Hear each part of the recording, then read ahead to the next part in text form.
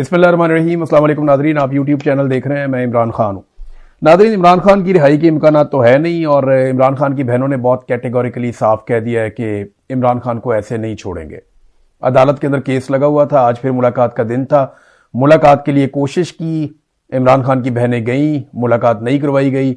इमरान खान के साथी गए, फैमिली के लोग गए, मुलाकात नहीं करवाई गई। बल्कि अब इमरान खान साहब की कोई खैर खबर भी बाहर नहीं आती। यानी जो सरकार चाहती है उतना ही पता चलता है, जितना पाकिस्तान की मिलिट्री एस्टेब्लिशमेंट चाहती है उतना ही आप इमरान खान के बारे में जान सकते हैं। जो छोटे मोटे सोर्सेज हमारे पास पहले होते थे, यानी 2024 में 2025 में हम खबरें निकाल लेते थे, लेकिन 2025 का जब इख्तिताम आ रहा था, जब आसिम मुनीर साहब ने 27वीं आईनी तरमीम का फैसला किया कि एक आईनी तरमीम मजीद लाई जाएगी, और जिस वक्त उनकी एक्सटेंशन का मामला आया, उनके इस्तिस्ना का मामला आया, तो उस वक्त से हमें खबरें मिलना बंद हो गई। मैं सच आपसे बोल रहा हूं, बिल्कुल हमारे सोर्सेज खत्म हो गए। जो छोटे मोटे सोर्सेज थे, हम जेल से कोई चीज निकाल लेते थे। मैं बतौर सहाफी एतराफ कर रहा हूं कि हमने बड़ी कोशिश की है, दोबारा हम कोई सोर्स बना नहीं पाए। हमें जो पता चला है वो ये है कि वहां मखसूस लोगों को अब रखा गया है इमरान खान साहब के इर्द गिर्द, और बड़ी टाइट सिक्योरिटी है, और सबसे ज्यादा तवज्जो इस बात पे दी जाती है कि बाहर कोई बात निकले ना। उसके बाद इंजीनियर मोहम्मद अली मिर्जा साहब को लॉन्च किया गया, उन्होंने इसका फायदा उठाया, उन्होंने जो भी कहा ये बिलीव किया गया कि उनकी बात पे लोग यकीन करेंगे, लेकिन वो सौदा भी नहीं बिका। फिर मुख्तलिफ तरीके किए गए।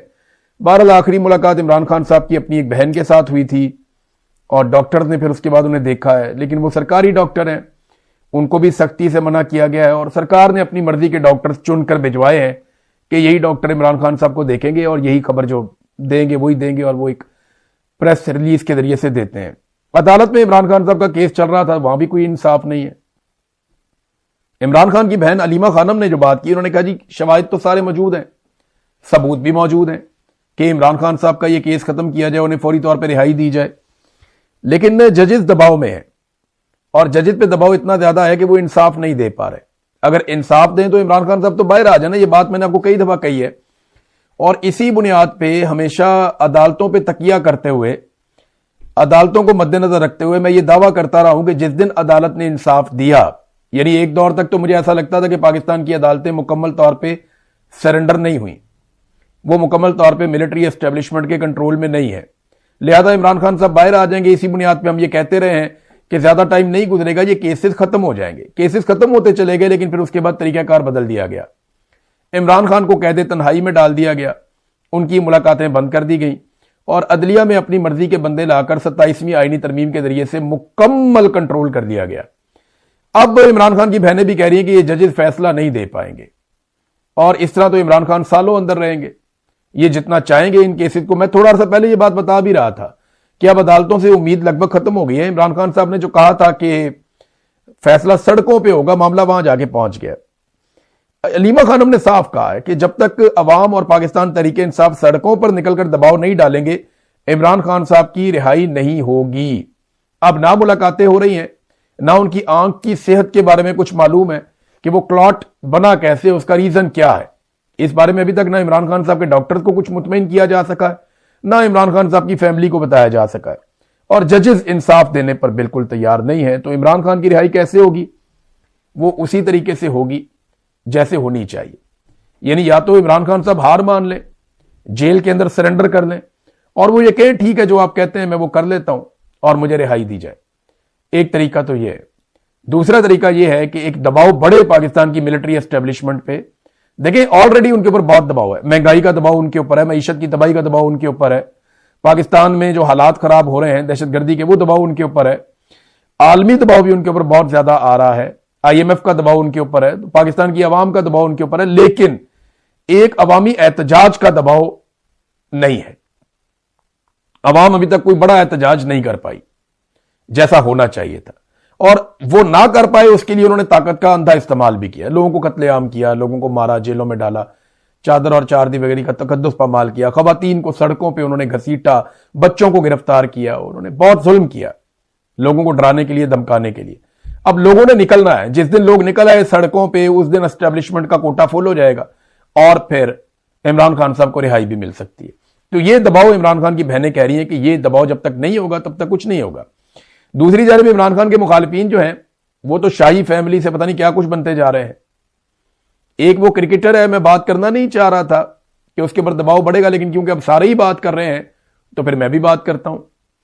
वो नसीम शाह ने एक ट्वीट किया, अब वो ये कहते हैं मैंने ट्वीट नहीं किया। वो ट्वीट जो है वो किसी और ने कर दिया था और नसीम शाह ने उसके ऊपर माजरत भी की, लेकिन उस ट्वीट को बुनियाद बनाकर कि जनाब इसने अपने मुआहदे की खिलाफ वर्जी की है, इसको 2 करोड़ रुपया जुर्माना कर देते हैं। पाकिस्तान की तारीख में कभी किसी को ऐसे जुर्माना नहीं हुआ, लेकिन 2 करोड़ रुपया जुर्माना कर दिया नसीम शाह को। उसके वालिद भी बोल पड़े, अब पाकिस्तान सारा नसीम शाह के साथ जाके खड़ा हो गया।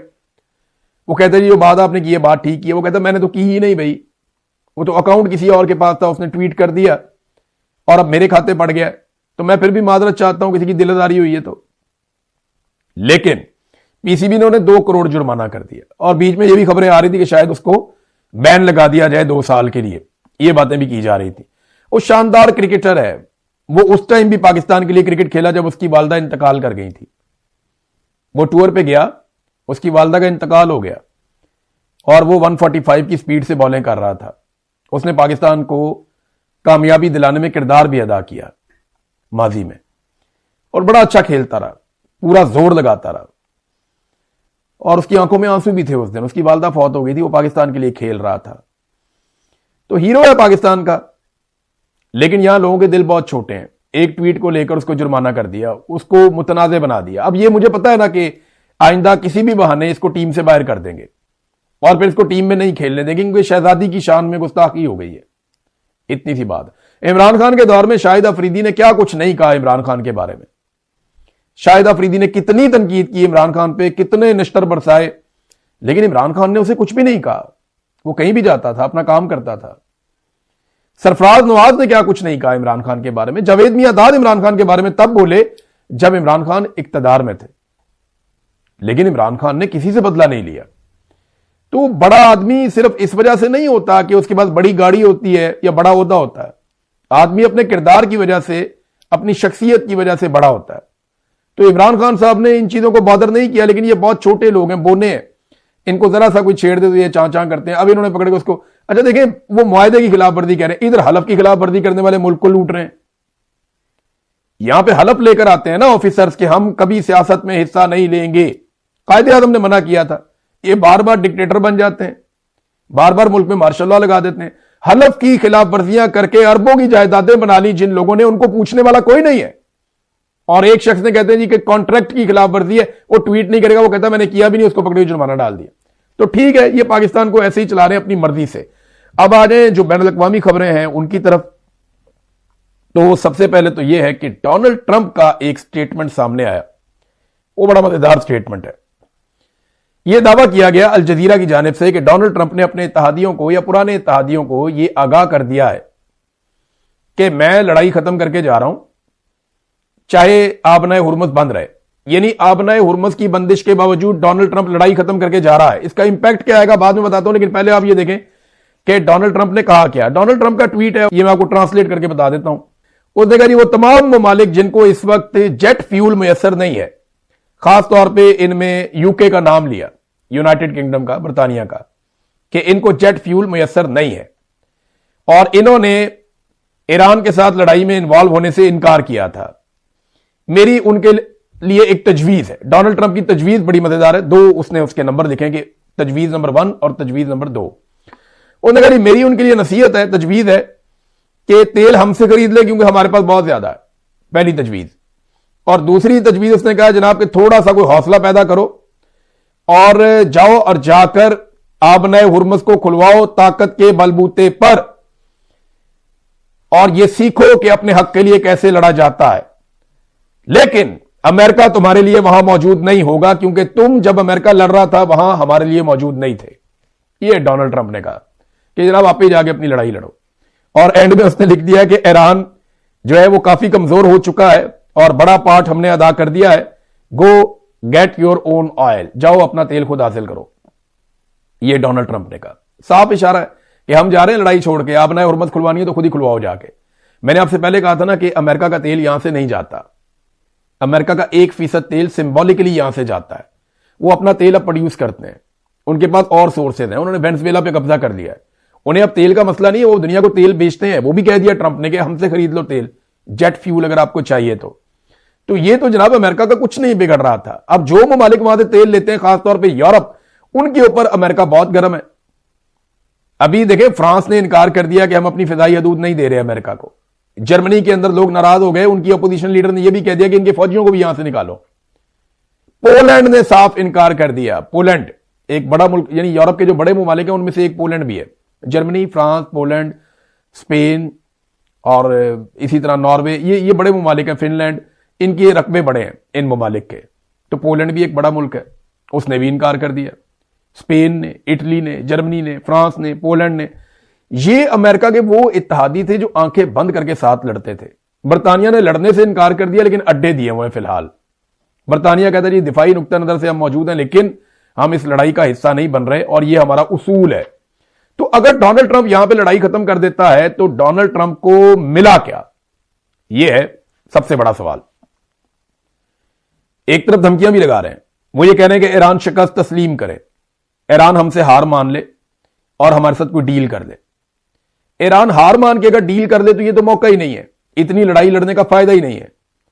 ईरान ने हजारों बम खाए हैं गुज़िश्ता एक महीने में, यानी जो क्रूज मिसाइल अमेरिका ने मारे हैं उनकी तादाद 1000 के करीब है। जो क्लस्टर बम मारे हैं वो अलग हैं, और जो इसराइल ने बमबारी की है, जो उनके तैयारों ने बमबारी की है, वो अलग है। तो हजारों बम खाने के बावजूद सिर्फ तेहरान के ऊपर बताया जाता है कि 3000 से ज्यादा हमले हुए हैं। हजारों बम खाने के बावजूद एक मुल्क जब बेहतर पोजीशन में आया तो वो हार मान ले, शिकस्त तस्लीम कर ले। ये ईरानियों ने शिकस्त कभी तारीख में तस्लीम नहीं की है, यहां पे कहां तस्लीम करेंगे। तो अमेरिका की ख्वाहिश है कि इनसे शिकस्त तस्लीम करवाई जाए, उसके लिए वो दबाव बढ़ा रहे हैं, अपने फौजियों की तादाद को बढ़ा रहे हैं मिडिल ईस्ट में। अब उनका ख्याल यह है कि बाकी मुल्क मिलकर हमारे साथ हमला करेंगे ईरान के ऊपर। जब वो देखेंगे बहुत सारे अमरीकी फौजी आ गए, मरीन्स पहुंच गए, हथियार पहुंच गए, तो सारे तगड़े हो जाएंगे, मिलकर लड़ेंगे। लेकिन अरब ममालिक ईरान के साथ नहीं लड़ेंगे, मुझे ऐसा दिखाई देता है, मुझे ऐसा लगता है कि नहीं लड़ेंगे। उसकी वजह यह है कि उनका नुकसान ज्यादा होगा, उन्होंने ईरानियों के साथ रहना है, नंबर 1। नंबर 2, अरब ममालिक के अंदर इसराइल से ज्यादा ईरानियों की हमायत मौजूद है। यह एक बड़ा अहम फैक्टर है। अरब ममालिक इसराइल के साथ मिलकर शाना बशाना ईरान के खिलाफ लड़ेंगे तो अपने मुल्क में उनकी क़यादतें बहुत गैर मकबूल हो जाएंगी। अरब ये जरूर चाहते हैं कि ईरान कमजोर हो, ईरान को मार पड़े। वो चाहते हैं कि इसराइल और अमेरिका मिलकर ईरान को इतना मारें कि ईरान की कमर सीधी ना हो। वो ये भी चाहते हैं कि पाकिस्तान भी ईरान के ऊपर अटैक कर दे अपने मुल्क से, और वहां से पाकिस्तान भी मारे, इंडिया भी मारे, सारे रल के मारो ईरान को, इसको कमजोर तरीन कर दो। लेकिन वो खुद नहीं लड़ना चाहते। वो ईरान को कमजोर करना चाहते हैं, लेकिन उसकी कीमत खुद अदा नहीं करना चाहते अरब। उन्हें लगता है उनके पास बहुत सारा पैसा है और वो सिर्फ पैसे को इस्तेमाल करेंगे, इन्फ्लुएंस को इस्तेमाल करेंगे और दुनिया उनके लिए लड़ेगी। ये उनकी एक हिकमत अमली है। अब आप इसको अच्छा समझें, बुरा समझें, वो अपने मुल्क के लिए तो अच्छा ही सोच रहे हैं।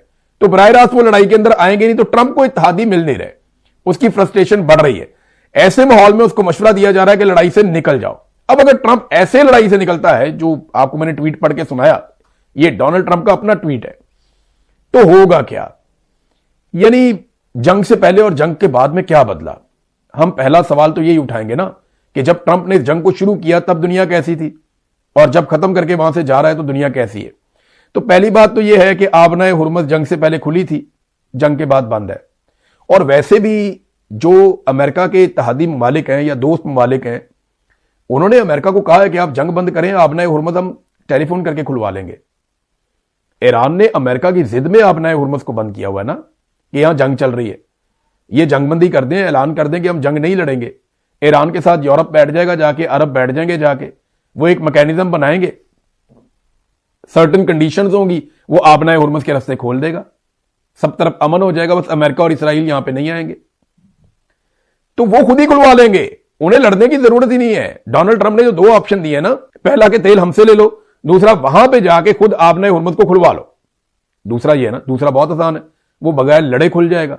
ईरान तो कहता है सबके लिए खुली है, हम अपने दुश्मनों के लिए नहीं खोल सकते। तो अमेरिका और इसराइल को नहीं मिलेगा, बाकी सारे लोग जाके वहां ईरान को यकीन दिलाएं कि हम आपके दुश्मन नहीं हैं, हम इस जंग के अंदर शामिल नहीं हुए, तो ईरान खोलेगा ना उनके लिए। हां, ये कंडीशंस अब जरूर होंगी कि ईरान अब उसको मुफ्त में नहीं खोलेगा, वो वहां से कुछ पैसे कमाना चाहेगा। और ईरान के ऊपर माजी में जो पाबंदियां थी, वो पाबंदियां भी अब ऐसा लगता है कि नहीं रहेंगी। तो फर्क क्या पड़ा डोनाल्ड ट्रंप के जंग छेड़ने से लेकर अब तक क्या ईरान में रजीम तब्दील हुआ? नहीं हुआ।